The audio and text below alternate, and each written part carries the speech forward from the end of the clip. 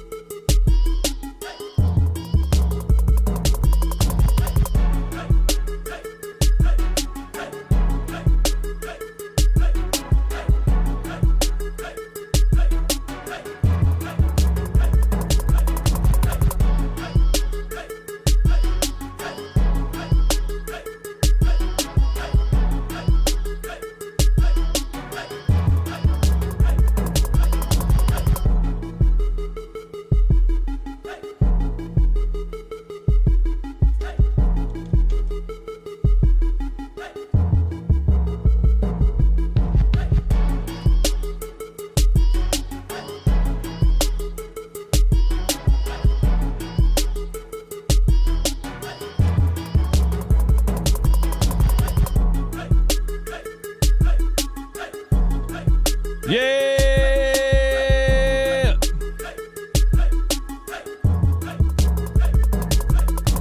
Running Back Nation, what is good? Welcome. Thank you for tuning in. On today's show, we're going to go down the Daryl Morey, a transcript. This is real sicko behavior, by the way. A transcript of a press conference. Yes, we are doing that. I couldn't find the video of the press conference. Apparently it happened in Las Vegas. I don't know where they did it or why it wasn't even really talked about. But Philly Voice has the whole transcript of every question that was asked and every answer that was given. And there was answers given about Joel Embiid. There was answers given about Jared McCain's recovery. There was some talk about the Quentin Grimes contract negotiations. There was some talk about VJ Edgecombe's Summer League injury. The quick video that I put up last night was reacting to the fact that Daryl Morey said that he injured his wrist when the reports were that he has a thumb sprain. And he also talked about Gershon Yabusele leaving and, kind of why that happened. And we're going to talk about all of it, man. Do me a favor, hit the like button one time. 130 people in here. Give me 130 likes on the stream. I give you this content for free almost every day, as often as I can. The only thing I ask that you do is hit the like button. Use my promo code on Mando for 20... What did they change it to? 20% off full body deodorant. Stop stinking up the joint, bro. Use Mando. Promo code SICKOS. Yeah, let's get into it, man. Shout out to everyone in the chat. Shout out to the members. RJ, member in the building. Pope Platinum Beats, we need 3,400 likes. Absolutely. Member in the building. Great Bogus, member in the building. Shout out to the members of Sicko Nation. Thank you for the support. Yeah. Where's my article? Oh, yeah. Before I read the article, I want to show you that we did get a Jared McCain sighting. If you forgot, Jared McCain tore his meniscus last season after one of the best rookie seasons I've seen as a 76ers fan. He was spotted yesterday dribbling a basketball in slides. Now, he tore his meniscus. It's been a while. You know, there was people that thought Jared McCain was going to play in the Summer League. I never thought he was going to play in the Summer League. I thought that was a stretch just because, why? We already know what he is. He gave us one of the best rookie seasons before he tore his meniscus that we've seen in a long, long time. We already know what he is. There's really no reason for Jared McCain to play in the Summer League, even if he was 100% healthy. And then coming off a meniscus tear, there's no reason for him to play in the Summer League. But given the time frame, I think it's been like 8 months. He should be fully recovered from a partial meniscus tear or a full meniscus tear. But, yeah, I didn't expect him to play in the Summer League. Here's a video of him out there in slides, dribbling a basketball. It looks like he's still kind of being told not to do too much. As you can see, not really even jogging or anything, just kind of dribbling the ball, leaning back and forth. So we'll see what Daryl Morey said about Jared McCain's recovery. Puff on the radio, what's up, man? It's not even preseason, and Embiid is a huge question mark. Paul George pinky still hurts. Is still married to an ex-stripper. Maxey's good. We don't have a power forward, and Nurse is still the coach. Oh my God. Puff on the radio woke up angry today. I'm being positive just because. What's the point of me coming up here every single day and being like, this team sucks, they're not going to be healthy, the GM's an idiot, the coach sucks, Joel Embiid, what's the point? I'm going to try to enjoy it. If it's me talking about the young guys or whatever it is, I'm going to try to enjoy it. But you're not wrong. You are not wrong. Here's the article that has the full transcript, okay, on PhillyVoice.com if you want to go read it for yourself. Sixers soundbites. Daryl Morey provides updates on Joel Embiid, Quentin Grimes, Jared McCain, VJ Edgecombe, and more. Shout out to Adam Aronson, a.k.a. Sixers Adam on Twitter, or X, if you want to call it that. I never call it X. I think that's stupid. And yeah, he put the full transcript on here, so let's check it out, man. Morey held court to discuss just about each and every piece of the team's roster and its lone remaining free agent, as well as the mental remnants of a disappointing 24-58 campaign the year prior, important injury updates, and happenings around the NBA. Daryl Morey on VJ Edgecombe's injury. So he hurt his wrist, Daryl Morey says, and it was reported that he had a thumb sprain. Somebody did inform me that, the thumb and the wrist share the same ligament. So a thumb sprain and a wrist sprain, I guess is kind of the same thing. So it's not that crazy that he said he hurt his wrist. It is kind of weird, though, that they called it a thumb sprain and then Daryl Morey says he hurt his wrist. Sounds like Daryl Morey never even really talked to the medical staff and he just heard something through the grapevines. That's just what I feel like happened. But anyway, Morey on if he expects Edgecombe to return to the Summer League. I frankly don't know. It's really going to come down to symptoms, and I understand, we just went through a whole season of that. Isn't it? Dude, what? I still can't believe that VJ Edgecombe, the number 3 overall pick in the draft, got injured in his first Summer League game. This is not an exaggeration. This is not just the Sixers making up an injury to hold him out of the Summer League. You're not obligated to even play in the Summer League. Am I alone in this? How is this just what happens? Every time somebody makes a joke, like if somebody would have said, VJ Edgecombe's going to get hurt in his first Summer League game, well, I would have laughed at the fact that, that's a joke referring to the 76ers and how they always get injured. And then it happens, and you're like, of course, why would I even...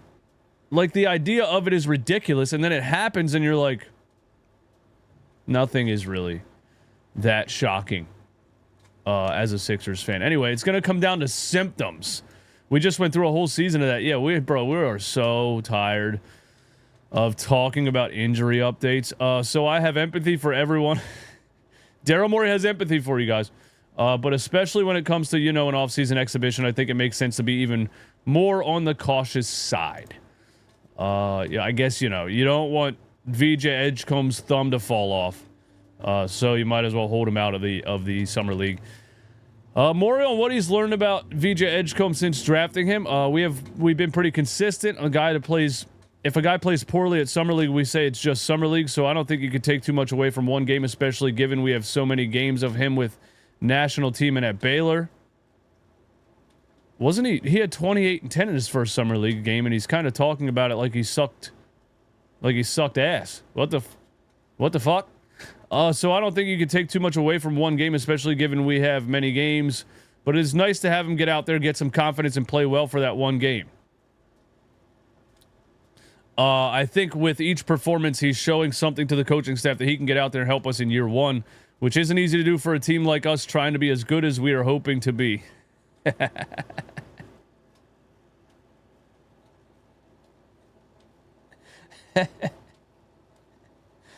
I'm sorry, man. It's just funny to me when I hear somebody talk about this team as a championship contender. Maybe I'm just so far. Maybe it just feels so far away that it's funny. But you know, they are trying to be championship contenders, and if healthy, they are. It just always feels like it comes out of left field when somebody's like, hey, you know, it's not going to be easy for a rookie to help us because we're trying to win a championship. It's just, am I alone in this? Like, I laugh every time. Should I be laughing every time? You know what I mean? Or are we just being, am I just being naive, or am I just being short-sighted because of a whole season full of injuries? Like, should I? I'm asking the chat. I'm asking you guys in the chat. Yes or no in the chat. And why? Should I actually be considering the 76ers as a championship contender this upcoming season? You're not alone, bro. We are contenders if healthy. If healthy! Morey doesn't believe we're going to be good. So you think he's lying? You think he's pulling a classic James Harden? Max Still Alive says no. Michael Wiggins says no. Pope Platinum Beats hell to the no. If you have to completely repair his jump shot, then you had no business drafting him. Who's repairing a jump shot? Nobody said anything about repairing a jump shot. His jump shot looks fine. No. Why are you laughing? It sure ain't funny. What choice do I have at this point? It is funny, actually. No. Ask it again, but slowly. Are the 76ers championship contenders this upcoming season? New VJ jump shot. What are we talking? What? What did I miss? What are we talking about? He didn't change his jump shot. New VJ jump shot vid. All right, you guys better not be trolling in the chat, bro. Where's it at? Where's it at? VJ jump shot. Where's it at? Where is there a new VJ jump shot vid? I don't understand what you guys are talking about. His jump shot looked perfectly fine in college. His jump shot looks perfectly fine in the summer league. What are we talking about? They're teaching VJ to shoot without jumping? Where is this information? I need it. Can you guys give me a link or tell me what to search at least? I need this information. I don't understand what we're discussing. They're teaching VJ to shoot without jumping.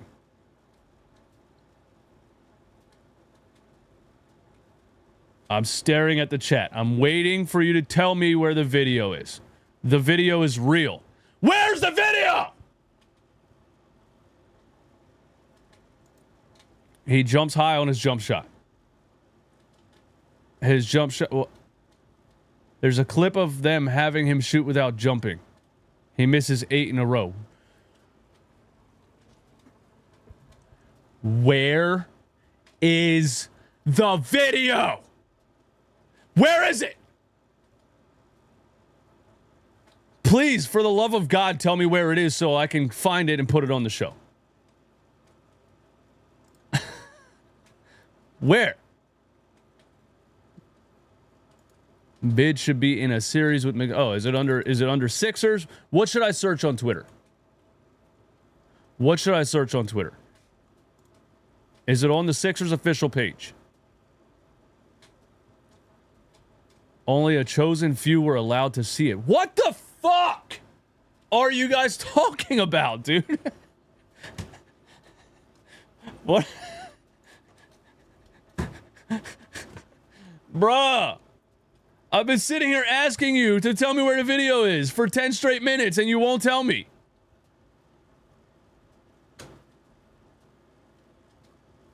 Where is there a video of VJ Edgecombe being taught to shoot without jumping?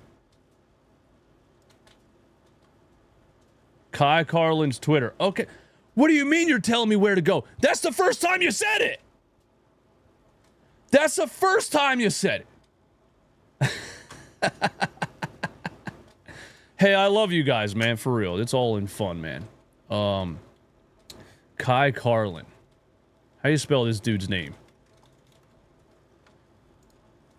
Only a chosen. Yo, hey, that was funny.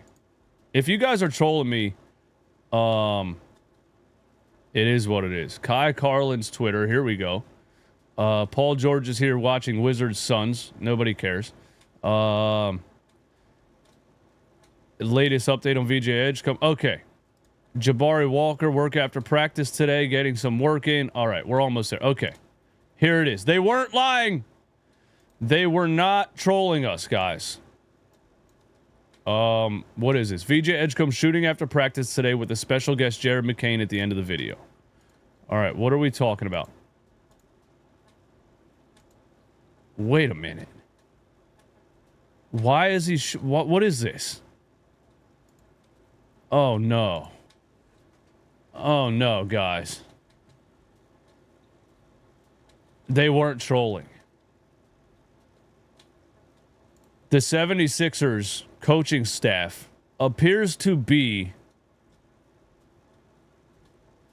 giving VJ Edgecombe some kind of drill focusing on his shot release or the upper half of his shot form. It's just a shooting drill. Is it, though? Or are they trying to get him to change something about his jump shot? I am not wrong for not trusting this organization. Don't forget, Ben Simmons never shot the ball. Markelle Fultz forgot how to shoot. This team of people should never, ever, ever, ever be attempting to change someone's jump shot because they do not know what they're doing.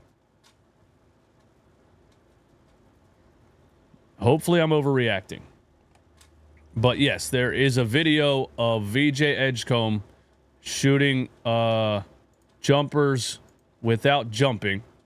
And they're not... somebody in the chat said they're teaching him how to shoot without jumping. That's not what this is. They're doing a drill working on the top half of his shot form.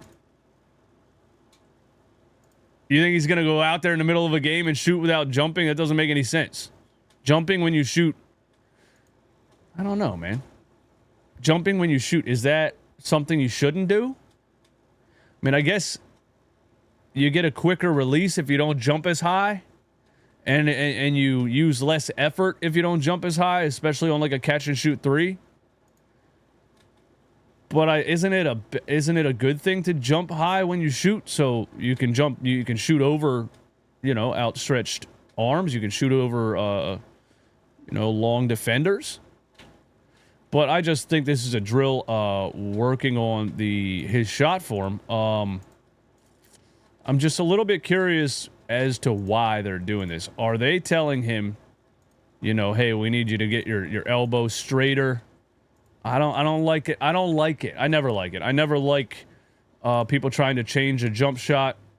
I never like it. I don't care what the jump shot looks like. Shoot it. He shot 35% from three in college. It went up to 41% in the NCAA tournament. Just shoot it. Sean Marion, look at that. Look at some of the worst jump shots in the NBA, in NBA history. And VJ Edgecombe's jump shot does not look bad. There's nothing wrong with it. Kevin Durant brings the ball up his left side and swings it over. Did anybody tell him you need to change that? No, dude, shoot the ball. It is a little bit worrisome that they're doing that. But anyway, let's get back to business, man. 317 people in here. Thanks for hanging out. I hope they're not trying to change VJ Edgecombe's jump shot, because if they turn him into a brick fest, I was going to say something that's going to get me in trouble on YouTube. I will burn down the 76ers practice facility. That was a joke. That was a joke. I will not do that. What else we got, man? Morey on Quentin Grimes' ongoing restricted free agency. We've had discussions recently with his representation, and we hope to work things out. I don't have much more detail. All right, thanks for that. Morey on how he evaluates restricted free agents market value. I think the structure of it makes it challenging. It's part of the rules that have been set up by the CBA. It definitely makes things challenging for both sides. Yes, and that, you know, there's a... He did say something about Yabusele, and basically they couldn't offer Gershon Yabusele a certain amount of money because they were waiting to sign Quentin Grimes, and Quentin Grimes and his team are holding out for the best offer. It doesn't look like there's any offers out there. I was right about that, by the way. Not to toot my own horn, but toot, motherfucker. I was right. I told you guys. You guys thought, dude, day one, you thought Quentin Grimes was going to sign. And I said, it's going to take all summer. Because, and look, I'm just using logics here. Logisticals, okay? Why would Quentin Grimes sign a contract for less than what he thinks he can get when he can just wait all summer for trades to happen and other teams' salary caps to go up and down? There was just a trade that happened that said the Jazz are clearing space to sign him. You know what I mean? So a lot of things are going to change, so he's going to sit around and wait. He's going to wait all summer. And then worst case scenario, he signs the 1-year deal with the Sixers and becomes an unrestricted free agent next season. But either way, Quentin Grimes is coming back to the 76ers at least for one season. I do think that. Anyway, here's how Morey feels about the state of the roster. I think we went in with a big goal of being younger and more athletic among the group that we think will likely be on the floor. Okay, that's interesting. I think we went in with a big goal of being younger and more athletic among the group that we think will likely be on the floor. So the Trent and Watford signing, of course, you know, drafting VJ Edgecombe, trying to bring back Quentin Grimes, Jared McCain, Tyrese Maxey, etc. I guess they got younger. Did they really get younger, though? I feel we've done that. I think around Joel and Paul, it's pretty much every likely rotation player is 27, 28 or younger. So, yeah, we're looking forward to that and optimistic on where things are at with Joel. So, yeah, looking forward to next season. You know what I feel like Daryl Morey is? I feel like Daryl Morey is like a video game that comes out every year, you know? And he's basically just trying to, like hey, we, you know, 2K, hey, we fixed the shot meter, you know? You guys have been asking for us to change the shot meter back to what it was in 2K17. We changed the shot meter back. You're going to love it, right? And then the game comes out and it's the same piece of shit that it is every year because it's a money scam and it's garbage. I feel like Daryl Morey just sits around all off season and he's like, what are the people saying? Well, they're saying that the team was old, fat, and slow last year, and it was the dumbest fucking roster construction we've ever seen. Watch this video of this psychopath on YouTube explaining it, and he's like, oh, all right. So this year, they want us to be younger. Okay, let's do that. So, yeah, we're looking forward to that and optimistic on where things are at with Joel. Looking forward to next season. Morey on navigating the league's complex collective bargaining agreement. This one's probably going to give me a headache. I think about it from a bigger picture. Essentially, the CBA, how do you get the best possible team within the constraints of that? We know that Josh Harris does not want to go into the luxury tax, but there's more than just a luxury tax. You can hard cap yourself and cost yourself draft picks down the line if you go into the second apron. You got to fit as many good players into it as possible and hopefully mesh and work well with how Coach Nurse likes to play. You fit as many good players into it as possible and hopefully mesh and work well with how Coach Nurse likes to play. That's interesting because I've felt like for the past couple of years, Daryl Morey has tried to put certain players on the team and the coach wouldn't play them, whether it was Nick Nurse or Doc Rivers. We try to get as many good players as we can and hopefully Nick Nurse plays them.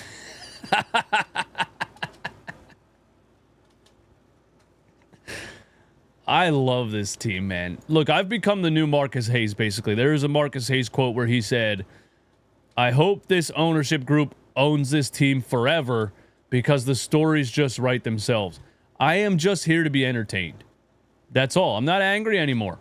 You know, the early 2019 YouTube videos where I was screaming and pissed off and all, I could not believe what I was watching. Now I'm so used to the debauchery. it's just a VH1 show for me, guys. I'm sorry. Whenever you're trying to get as many good players into the constraints of the CBA, there's going to be tension on exactly how salaries come out and things like that. Okay. Daryl Morey on whether the rumors of his job security being in question altered his decision making. Who asked him this question, bro? This is a this is a Howard Eskin question. Didn't Howard Eskin get canceled or something like that for like sexually harassing a worker at a Phillies game?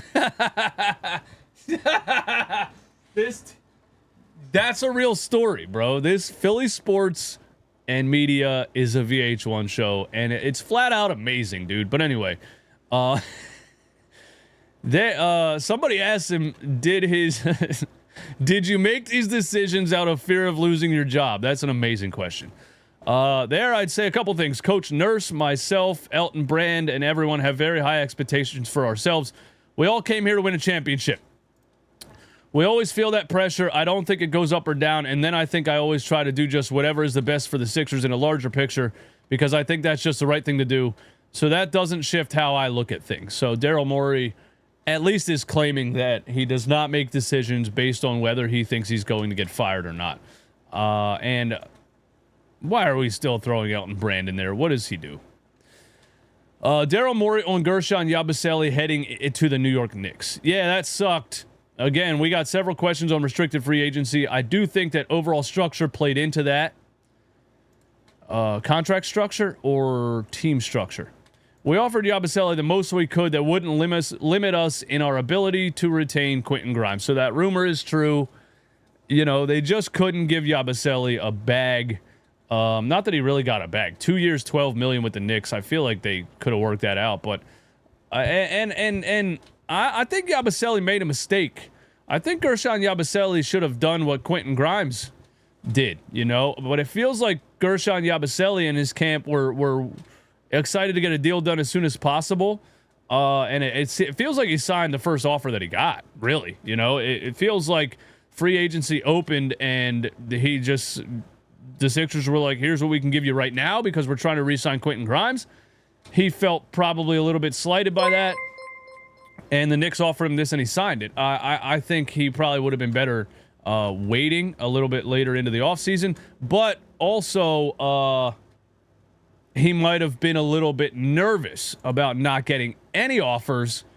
Not that I think he wasn't going to get offers, but, you know, him being out of the league for 5 years, he might have felt a little bit nervous in general about the whole deal and just was like, dude, 2 years, $12 million, I got to take it. So that might have been what happened. Daryl Morey claims that they offered him above the minimum. I've seen reports saying that wasn't true, but it was definitely below what he ended up getting. So Daryl Morey admits that the 76ers offered Gershon Yabusele lower than 2 years, $12 million. Yabusele in that video basically said that they lowballed him and he was a little bit offended by it. I think people said they created a challenge for us, and it's true. So we want to retain Quentin Grimes. We hope to work that out with his representation, and our focus was on making sure that happens. That did impact what we could offer Gershon Yabusele. And that's what I was kind of saying. We loved Gershon Yabusele and what he did and how hard he plays, and the city loves him, and I get that. But when you really look at all the things that he's bad at, interior defense, rebounding, perimeter defense, pick and roll defense, really any defense, because he's just too slow. He doesn't help the 76ers issues a whole lot. He's fun, but he doesn't realistically help their issues a whole lot. And it's not a guy that you're going to overpay for because, and so I think that is a very smart decision by the 76ers. But anyway, Brian Pumper, what's up, man? Thank you for the super chat. VJ's injury went from thumb contusion, thumb sprain, and now wrist injury. Why did we draft another injury prone dude? Buddy's whole arm is about to fall off. Listen, he's not injury prone. We didn't draft another injury prone dude. Look at this. Paul George played 74 games for the Clippers 2 years ago, right before we signed him. And he sprained his left knee in this first preseason game, and then he sprained it again right when he came back. this is just what happens when somebody puts on a 76ers jersey. He's not an injury-prone player. The 76ers have a curse, and it continues. But anyway, what else we got, man? Daryl Morey on the team's pair of recent two-way signings, Jabari Walker and Dominic Barlow. I don't know much about Jabari Walker or Dominic Barlow. I should probably do a video on Jabari Walker. I should do some research, watch some video, but I have a hard time caring about two-way signings. I know the 76ers have no money to spend. They need rebounding and athletes. They need size, defense, and rebounding.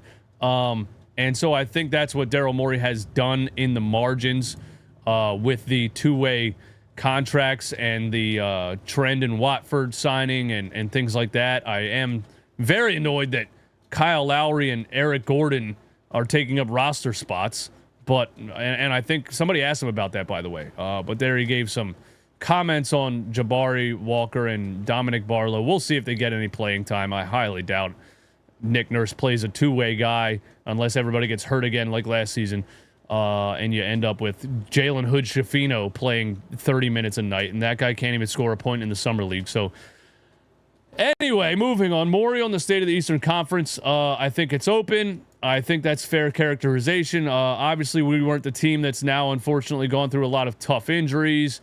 I do think we have to give respect to some of the teams last year, like Cleveland, who lost in the playoffs but are set up very well. The Knicks look like they're going to have their group back, and they're a very good team last year. We're going to have to prove that we're sort of with those upper echelon teams in the East. Odd that he doesn't mention the team that was in the NBA Finals, the Indiana Pacers. But we do feel like if all things come together, we can be right there. We've also given ourselves a lot of flexibility to upgrade the team during the year if things are going as well as we hope. Yeah, we'll see about that. 396 people in here. We're about to hit 400 live. This is absolute sicko behavior. We are reading a transcript from a Sixers president of basketball operations, Daryl Morey, press conference that was held in secret, apparently, because there's no video of it on YouTube. Morey on how Paul George is doing physically and mentally. Oh, boy. Here we go. He's really excited to get back out there. I know he really wants to show the Philadelphia fans what he can do. He didn't feel like he was able to do that last year, so I know he's very optimistic and excited to get out there and show what he can do. And, yeah, I don't even think I have an opinion on it. I think I just have to believe that Paul George this upcoming season is going to be the Paul George that we expected last season. Yes, I'm being naive and delusional. I'm blaming it on his knee injuries. You know, if I hear a lot of ifs from Daryl Morey. What's he supposed to say, bro?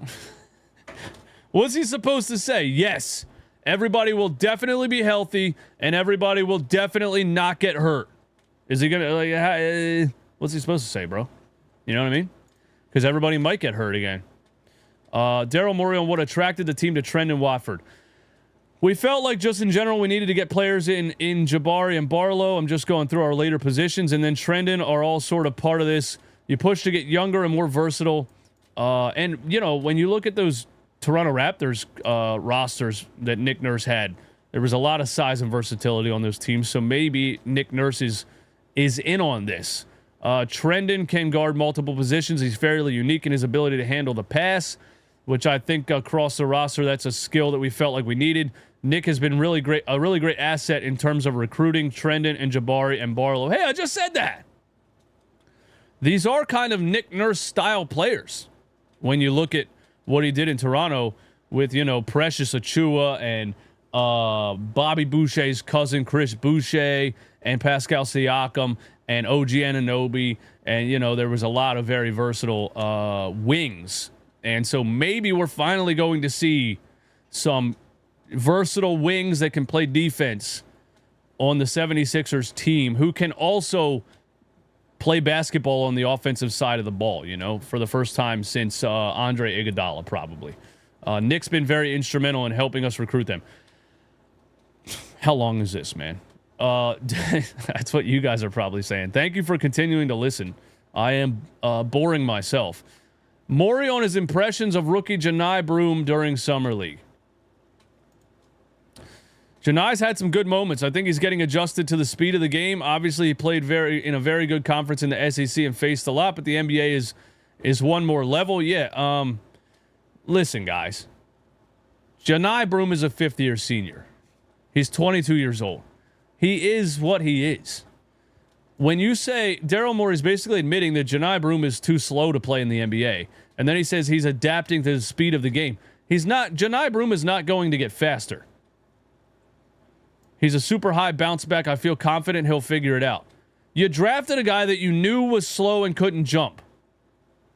He's not going to get faster and suddenly be able to jump. I just watched him get blocked at the rim in a Summer League game that was borderline embarrassing because he tried to dunk and didn't come off the ground. The Janai Broom stuff is ridiculous, and I don't care what anybody says about it. I have no confidence that Janai Broom can play in the NBA. I didn't think he could when they drafted him. I thought it made no sense to draft him right there. We'll see. Morey on his expectations for George moving forward. First and foremost, he's one of our defensive anchors, one of the best defensive players in our opinion. I agree with that. Let's not forget how good Paul George was defensively last season, even with the hyperextended knees and everything. He shied away from the offensive side of the ball because I feel like he didn't trust driving to the rim and things like that. But he was still very good defensively, and he's still a very good defensive player at his size and wingspan and things like that. He had a down shooting year, which everything we would expect will come back as he gets more open. Basically, I can guess Daryl Morey's answers to all of these questions. Every time I give my prediction, he basically said exactly what I said. Some things I'm worried about. The one thing I'm not worried about is Paul George making shots next season, and then he also gives us a lot of connective passing and things like that. We expect him to play at a high level and be right there with Tyrese Maxey as one of our top 3 guys. Well, I would hope so, because you paid him a fuck ton of money. More connective passers. You paid $50 million for a connective passer. Hopefully Paul George gets back to being one of the best catch and shoot guys in the NBA. He was a 45% catch and shoot 3-point shooter the year before we signed him. I'm still, and those that listen to me all the time, I've maintained my take on Paul George. It was a good signing. It made sense at the time. He played 74 games, was a great perimeter defender, and was a 45% catch and shoot 3-point shooter. That is a perfect fit next to Joel Embiid. It just has so happened that Joel Embiid didn't play at all, and then Paul George broke his kneecap 15 times and sprained his pussy toe. Brian Pumper. We're using Broom like he's George Niang. He's hitting the 3, though, but he's a guy who screens and rolls and plays off the elbow. We're not using Janai Broom like he's George Niang. Janai Broom is George Niang, bro. Except George Niang is a 40% 3-point shooter. Janai Broom was a 27% 3-point shooter in college. Janai Broom is George Niang without the shot. Yeah, he's hitting some 3s in the Summer League, but the overall percentage isn't going to be 40%, bro. What casual? How is that a casual take? I think you're being naive than thinking Janai Broom is going to be like what how's he going to go from 20% in 27% in college to 40+% in the NBA? I think you are severely underrating George Niang and severely overrating Janai Broom, who had a 23-inch vertical at the combine. I am 39 years old. I have tight hamstrings. I've sprained both of my ankles about 5 times. Shattered my right one, every ligament. Was on a walking boot for 3 months. I think I can jump higher than Janai Broom right now.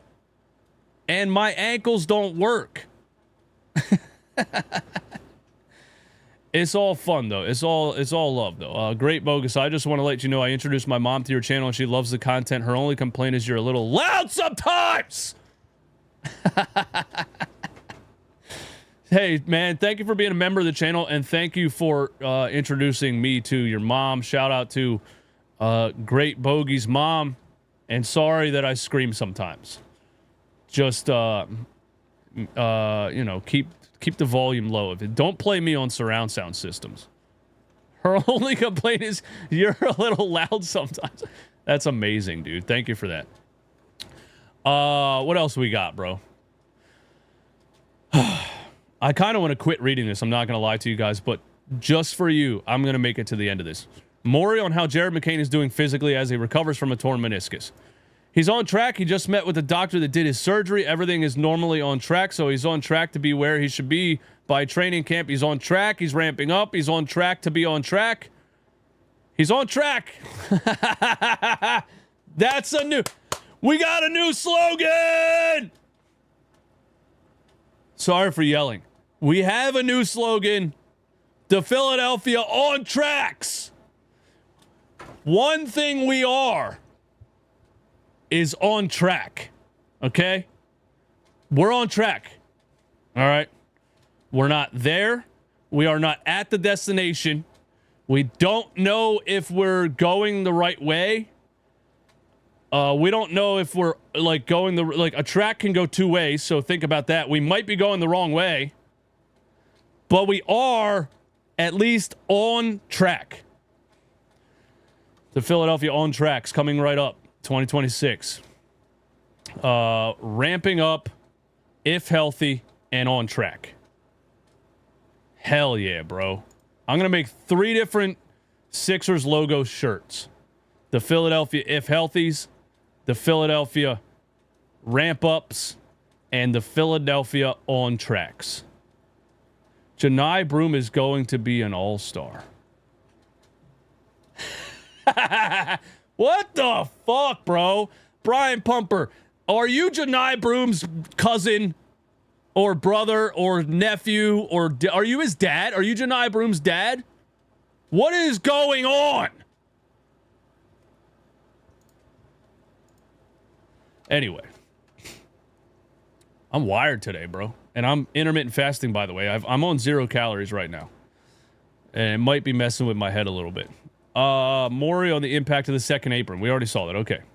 The team's remaining offseason tests. Barlow was a big one. Obviously a two-way, but we think he can contribute.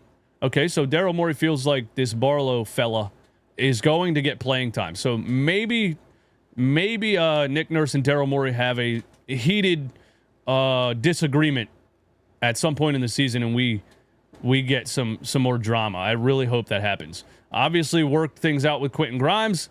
The Grimes negotiation is the biggest remaining piece.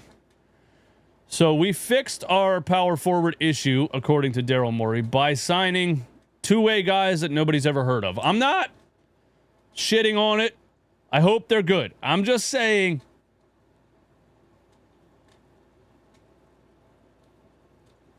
Trendon Watford, I think, is a good signing. I don't know too much about the two-way guys. Maybe I'll do a little piece tomorrow giving my opinion on those guys. Morey on if the team uses its history of converting two-way players bolsters in its pitches to players like Walker and Barlow. That's a dumb question. I don't care what the answer is. Morey on how much he values marginal advantages like collecting a strong crop of two-way talent. He doesn't value marginal advantages. The 76ers don't have any money. It's not like Daryl Morey's like, hey, we got a whole bunch of cap space, but I'm going to go find the cheapest two-way guys possible to not spend any money. No. Like, they're making it, what kind of question is that? They're making it sound like he's voluntarily only signing minimum two-way guys. It's the only option he has. He doesn't have any money to spend because he gave it all to Podcast P. Morey on whether or not Maxey, McCain, Grimes, and Edgecombe can all play as much as they'd like to in the distant future. That's a good question. A lot of people, you know, talk about the fact that the Sixers have too many guards. Again, probably more of a Nick Nurse question, but I do know in my conversations with Nick does a good job. He's generally going to put the best players out there. No, the fuck he's not. No, he's not, bro. No, he's not. Don't lie to me, Daryl Morey. I watched Nick Nurse play Kyle Lowry and Eric Gordon the beginning of last season and start the season 3-15. He would not put any size, youth, athleticism on the floor. He wouldn't put Justin Edwards out there. He wouldn't put a Dembona out there. He wouldn't put Ricky Council out there. I watched him put a lineup of Kyle Lowry, Eric Gordon, Reggie Jackson, and Tyrese Maxey all on the floor together. I watched this coach put 4 guards on the floor that are under 6'2", and 3 of them were 40 years old. I watched him do it. Anyway, he's going to put the best players out there. We know that. Those 4 guys, I think, will be likely 4 of our top players on the team. So at least, if he at least takes his 4-guard lineup, obviously Maxey's going to get playing time. If Nick Nurse at least takes his Lowry, Gordon, Reggie Jackson lineup and replaces it with McCain, Grimes, and VJ, yes, it's a lot of guards, but at least they're not 40 years old and retired. DJ, stay on that side. Once Janai goes off, you're not invited to the broom room. Well, Brian, yeah, I mean, Janai Broom is just 100% not going to go off. I don't know if you're trolling or not, but I do appreciate the fact that I make $5 every time you reply to me. So thank you for the support. Thank you for the super chats.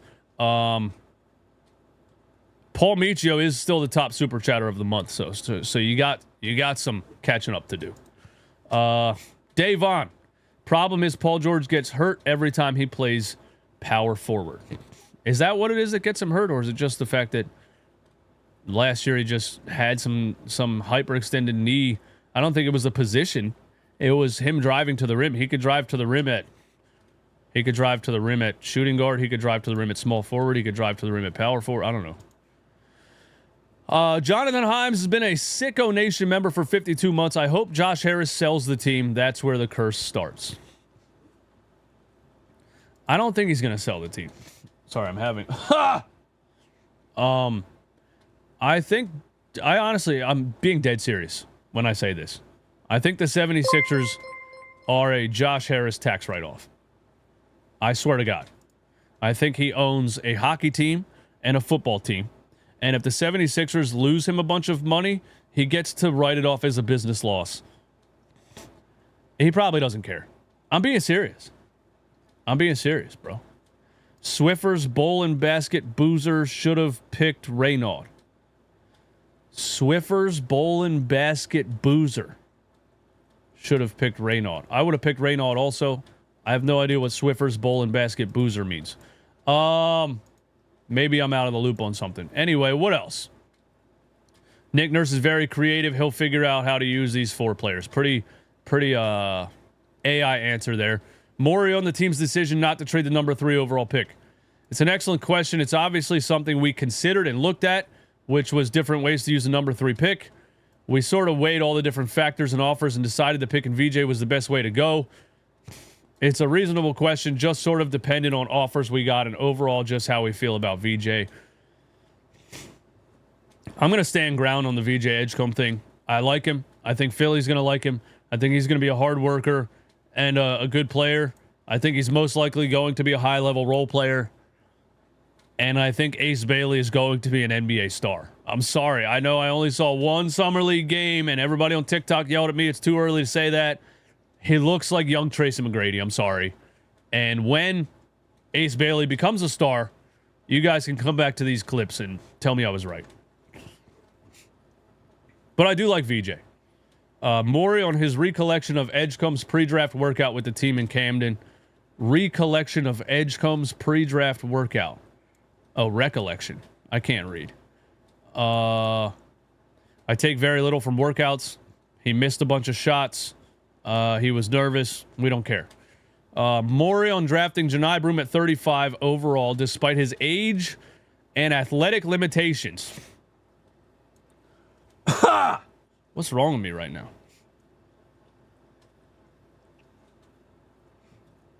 I think I'm allergic to Daryl Morey. I would probably first sort of reject the premise of your question, which is that we have a profile in the second round. I do think we have had a lot of success in picks like that. He's been good in the second round. I think so also. We're just going for what we think is the best overall pick for the 76ers. There's two profiles. 19-year-old that can develop. Another profile is a guy who, like Janai, who's sort of proven all he can in college. And then if you can get him on a long-term deal, during that deal while he's on a second-round pick contract. Yeah, so he picked Janai Broom because he was a winner in college. He completely ignored all of his athletic disadvantages. What else? Is there anything else interesting in here? Morey on building around four guards, whether or not the Sixers investing heavily in another backcourt player has impacted Grimes' free agency. Morey on... I'm not going to lie to you guys. I didn't know it was this long. That's what she said. It is wearing me out. That's what she said. Morey and how he has mentally processed the disappointment of last season.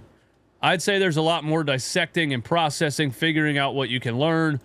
He's had a lot of good questions on takeaways from different playoff teams and things like that.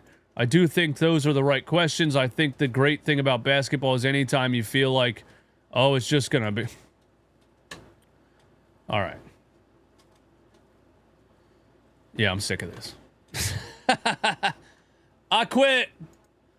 If you guys want to read the rest of that, it is on Philly Voice. Thank you for tuning in. That made me really tired.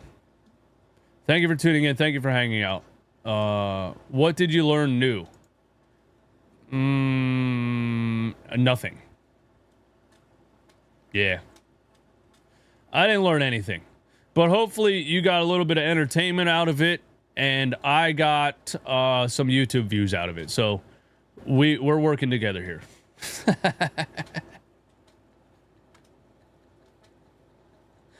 It's the off season, man. What are you going to do? Y'all have